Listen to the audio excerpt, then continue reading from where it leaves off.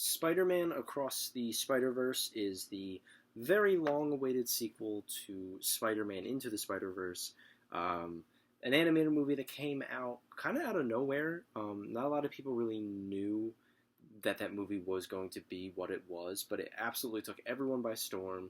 I loved it the first time I saw it, and then I've only grown to appreciate it more and more as I've kind of grown up with it. I was 14 when that movie. Yeah, I was 14 when that movie came out, and it's been, like in heavy rotation in my household. A lot, like everybody loves this movie, so and I am wholeheartedly one of them. It kind of rejuvenated my love for Spider-Man and made me remember why I liked this character so much.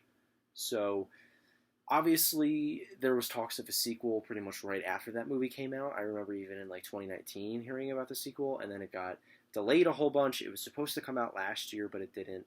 It ended up coming out this year in June, and yeah, I finally got to see it. I feel like it just took forever for me to get around to getting the movie theater to seeing this movie, but I ended up seeing it tonight, and I have to say this is a really, really great follow-up. It's not as good as the first Spider-Verse movie, but it doesn't have to be. Like I'm not disappointed by this movie at all. I'm not like you're saying this is this is like a letdown compared to the first one. It just is not the same thing.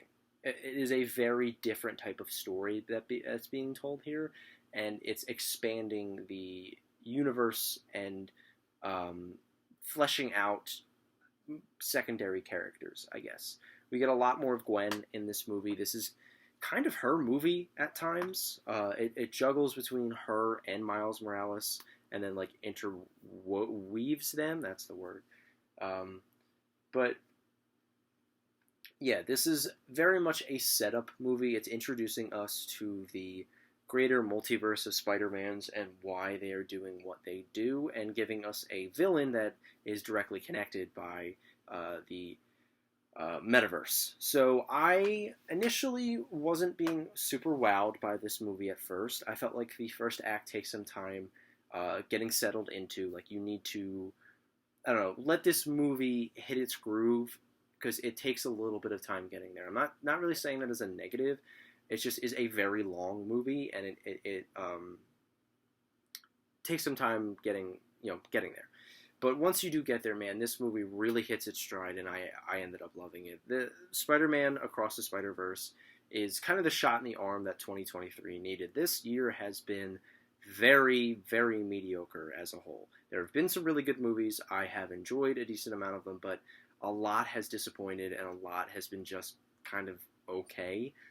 This year reminds me a lot of 2018, ironically enough. That's when Into the Spider-Verse came out. This movie, I don't know, it's been the first great movie I've seen kind of since Guardians, which I know isn't that long ago, but it feels like forever ago when I saw that movie.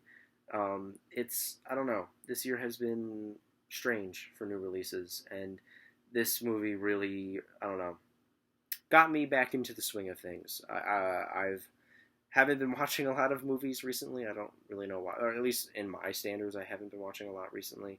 And I think this movie really kicked things into gear again, and got me, like back into it, because it was such an enjoyable time at the movie theater watching this with friends. And I don't know, I was just entertained the entire time. This movie is a lot more mature than the first one. It talks about a lot more adult themes and heavier subjects, I guess, but not in a way that feels like pandering, I guess, or like it's like, I don't know, trying to do too much. Because I feel like the main criticism of this movie is that it's very style over substance. There's a lot going on in this movie, and there's a lot of plot points, and I feel like for some people it may feel a little directionless, but for me, I really liked how all over the place this movie was. I really liked that it chose to tell a really chaotic story, and pulled Miles in all of these different directions, because I feel like it really works with the theme of the metaverse, and him being this, like, I don't know, an outsider in that Spider-Man world. I don't want to spoil too much. But yeah, one of the animation, like you have to praise the animation when you talk about these movies because it's crazy how good it is. It is insane how well done these Spider-Verse movies are because the animation is just on another level. It like redefines the format every time it comes out, and I really just appreciate just staring at this animation. And I really liked how they utilized the different universes and how like different their animation was. Like there's a couple spoilers for that I don't really want to get into. I do want to talk about. Um, I think it utilizes it even more than the first movie to tell its story visually. Like I think this movie visually is probably the best animated looking movie I've ever seen. It is really top notch, and it doesn't sacrifice that incredible animation and the character design and the worlds. Sorry, I could talk about that forever. And the Spider-Man's designs are so cool. I don't know. I was really kind of geeking out over the look of this movie because it is absolutely top tier. But it doesn't sacrifice the story for that as well. I was talking about earlier how this is a much more mature movie because it deals with, I guess, heavier stuff than the first movie. It gets more serious and darker than the first movie at points, and I think that really works with what they're trying to get across to us with this one. That Miles Morales isn't like this kid anymore. He is not, a teenager who randomly got superpowers anymore. He is Spider-Man, and he has to have that responsibility and kind of put his family in jeopardy and his relationship with his family in jeopardy. And I think it handles all of those topics really well and introduces stuff that's going to be paid off in the third movie really well too. I think that even though this is a kind of in between movie, it stands on its own as its own really well told story. The action was really great. I liked the villain that played by Jason Schwartzman. It's like I don't remember. I don't think he had. Oh, the Spot. That was his name.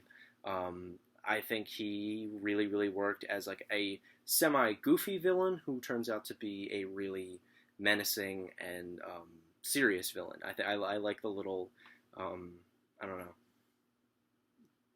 two faces of that character, and I thought Jason Schwartzman did a really good job. All of the acting was really phenomenal as well. The voice acting.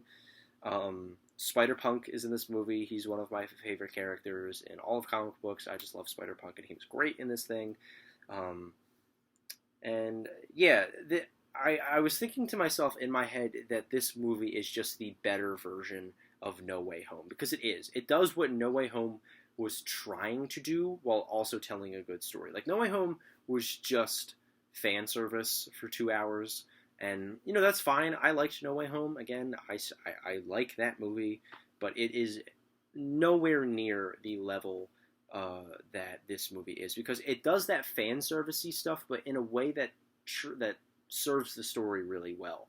And never uses it as a distraction from Miles Morales and the very deeply personal story of, like, identity crisis going on here. So I really liked that. And that's kind of all I have to say about this movie. It just is a really phenomenally told superhero story. And that's kind of what I expected. Like, my expectations were really high for this movie, and it met those expectations. It did some things I didn't think it was going to do. It went in some directions I really didn't think it was going to do. But I liked it. I loved it as much as I thought I was going to love it. Which, honestly, was really refreshing. I really needed a movie this year to, again, kick things into gear, get us going again, because, man, it was a very big dry spell there for a while. So I'm going to give Spider-Man Across the Spider-Verse a light A. This is definitely one of my favorite movies of the year. I really enjoyed this thing. So yeah, that is my review for that. A lot of movies come out tomorrow. We've got The Flash. We've got the new Pixar movie. I know there's like another one I'm missing, but there's a lot of shit coming out tomorrow that I'm going to end up seeing. And then Asteroid City comes out next week, and I could not be more excited for that thing. So yeah, that's pretty much all I have to say, and I will see you guys in the next review.